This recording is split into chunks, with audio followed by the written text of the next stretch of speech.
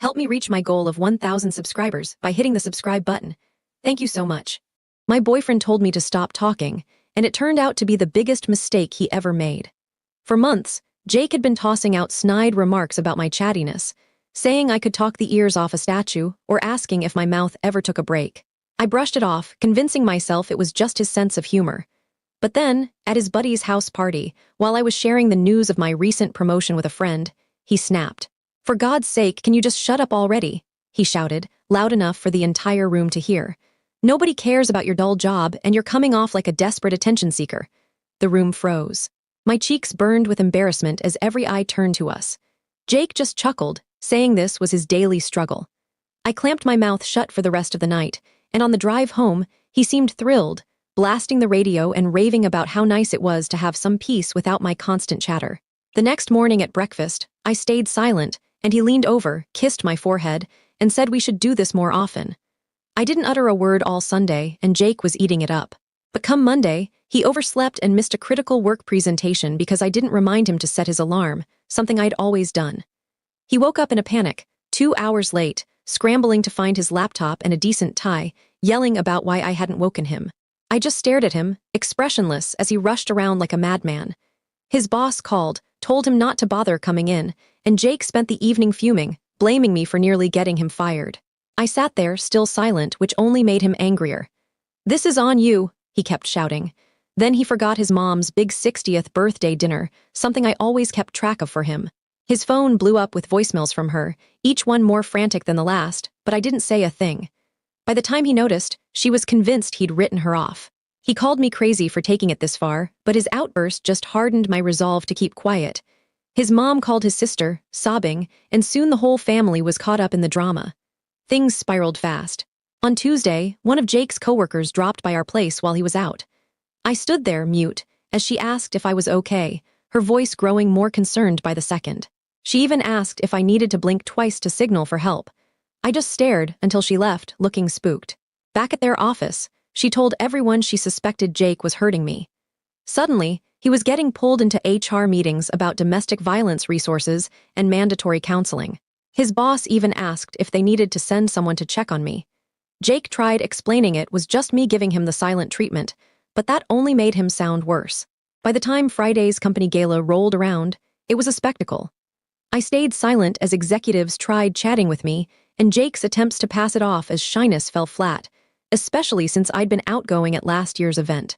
The CEO's wife cornered me in the restroom, pressing a women's shelter pamphlet into my hand. When I didn't respond, she got security involved, worried Jake was controlling me. HR put him on immediate leave before we even left the parking lot, citing concerning reports about his home life. Saturday night, his friends came over for their usual game night and immediately noticed something was off. "What did you do to her, man?" his best friend asked after I served snacks without a word. Jake admitted what he'd said at the party, and the vibe in the room turned ice cold. His friends bilayed early, muttering excuses, and one even told me I deserved better as he left. Jake lost it after they were gone, hurling a beer bottle at the wall. By Sunday, Jake was unraveling. His sister threatened to call the cops, his mom was barely speaking to him, and his job was hanging by a thread. "Just say something," he screamed, trailing me around the house. I ignored him, heading to the garage to grab a drink from the extra fridge. The garage was a mess, cluttered with junk from the previous owners, like decades-old paint cans and rusted tools stacked on wobbly shelves that looked ready to collapse. Jake followed, still yelling about how I was ruining his life, positioning himself right under the shakiest shelf, weighed down with heavy cans. He was waving his arms, ranting, when the shelf started to wobble. "You know what? I don't even want you to talk anymore. I don't want you, period," he spat. "You're getting fat anyway. At least now you're fat and quiet." The shelf groaned, tilting forward as the rusted brackets gave way. Paint cans slid toward the edge as Jake kept shouting, oblivious. The brackets snapped, and a cascade of cans crashed down toward him. I jumped back as they slammed into the floor, one clipping his shoulder and knocking him down. Another grazed his head, splitting open and spilling thick paint across the concrete. Jake screamed, clutching his temple as blood trickled down his face. Morkins hit his back and legs as he curled up, trying to shield himself. I pulled out my phone, hands steady, and dialed 911. The dispatcher answered, asking about the emergency, but I didn't speak, just held the line open as Jake groaned and cursed in the background. The dispatcher kept asking if anyone was there, saying they were tracing the call. Jake saw me on the phone and started yelling that I'd set him up, claiming I knew the shelf would fall and wanted him dead. His accusations got wilder as the blood kept dripping. Sirens wailed in the distance, and within 8 minutes, paramedics burst into the garage. They found Jake slumped against the wall, holding his head. One checked his injuries, while another noticed the spilled chemicals and called for a hazmat team.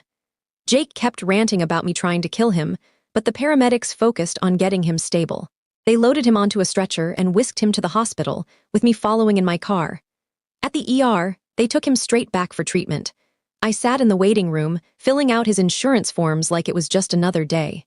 An hour later, a cop named Officer Ryan Thompson introduced himself, saying the paramedics flagged the incident as suspicious. He asked what happened, and I broke my silence with the bare facts. Old shelf, Jake yelling, it collapsed. I didn't mention our fight or my week of silence. He took notes and asked if Jake had ever hurt me. I showed him the bruises on my arm from when Jake grabbed me in the garage. He snapped photos and jotted more notes. Jake's sister stormed into the ER, screaming that I'd tried to murder her brother. She called me unhinged, saying everyone knew I was the problem. Security had to escort her out as she kept hurling threats. Officer Thompson watched it all, scribbling in his notebook. The doctor came out, saying Jake needed 12 stitches and had a concussion but would recover after a night of observation. Jake was still yelling from his bed, demanding my arrest for attempted murder.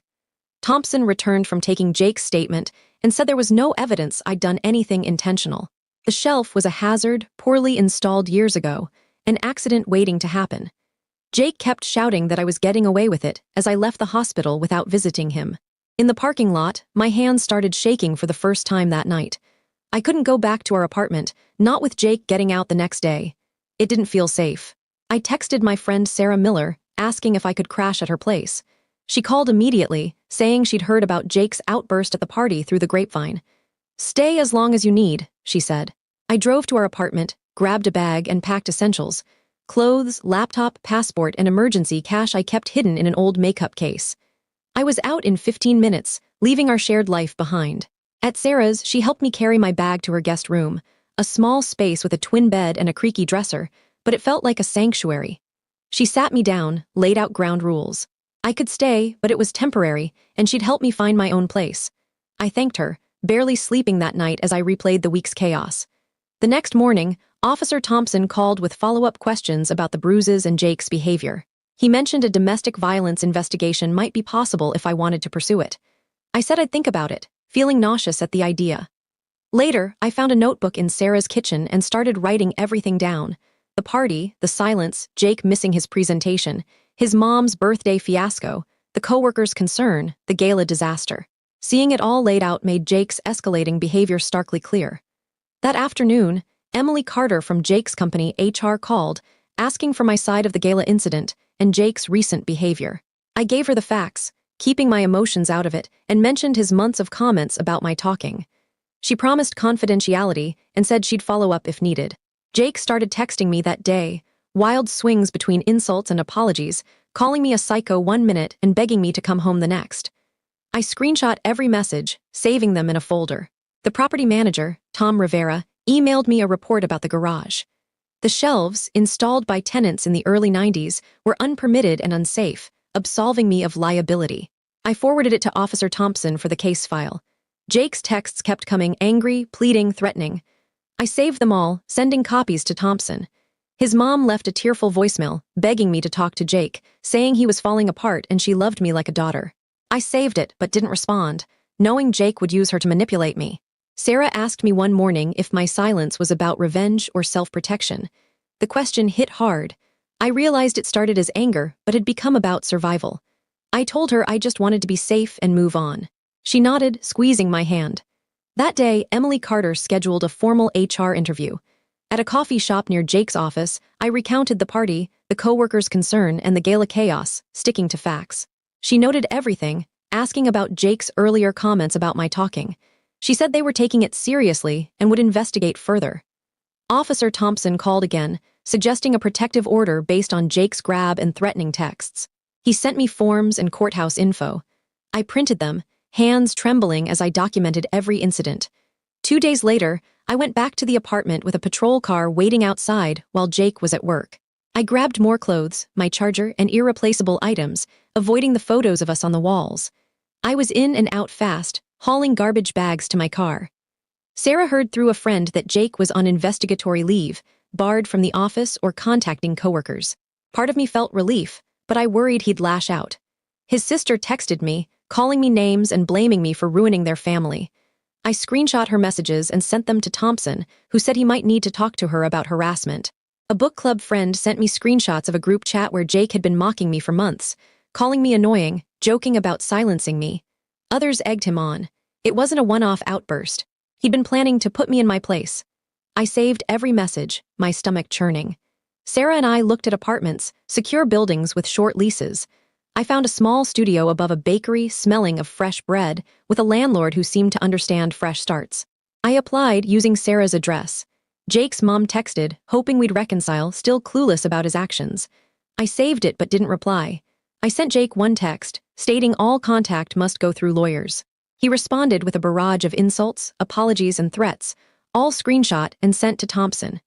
Emily called again, saying 3 gala executives confirmed Jake's aggression. The CEO's wife had been ready to call 911. Servers saw him yelling at me. HR's case was strengthening. Tom emailed an updated garage report, shelves from 1994, unrated for weight, a clear hazard. I forwarded it to Thompson. Jake's texts kept coming, 47 in one day, from rage to begging. I saved them all. At the courthouse, a clerk helped me file for a protective order. I submitted my binder of evidence, texts, bruise photos, Thompson's reports. The judge approved a temporary order, barring Jake from contact or coming near me or Sarah's place. The sheriff's department served him at work, and he melted down online, posting about me ruining his life. Most people didn't engage, and his sister told him to take responsibility. HR concluded their investigation, requiring Jake to complete anger management before returning to a demoted role. Data entry, no client contact, no promotions for a year. His mom kept texting about reconciliation. His sister's posts quieted after Jake's court admission. Moving day came, and Sarah helped me settle into my studio. The landlord gave us coffee, and I furnished it with thrift store finds, a bed, dresser, and a curbside couch. It was mismatched but mine. Jake's friend messaged me on Facebook, saying Jake was worried about me. I screenshot it for Thompson, who said it was a sneaky way to violate the order but not enough for arrest. I blocked the friend and locked down my social media. I filed a small claims case for my share of our apartment deposit and utilities, $800 total. The mediation awarded me $400, closing that tie. Therapy through Works program helped. My therapist, a kind older woman, showed me how my silence started as protection but became something else. We worked on healthy communication, saying what I mean, setting boundaries. I got better at it, week by week. My life settled, work, therapy, reconnecting with friends. Some coworkers judged my silent treatment, but Sarah and others got it. You do what you need to survive. Jake finished counseling and started dating someone new. I felt for her but stayed out of it. My studio felt like home, with plants, a blue wall, and a cozy reading chair. I slept through the night, unbothered by the bakery's early prep. Work was good, a promotion loomed. I joined a library book club, speaking up confidently. The protective order had months left, but I barely thought about it. Life wasn't perfect, but it was mine, and that was enough. Thanks for sticking with my story. It's been a wild ride. If you vibed with it, give it a like. It means more than you know.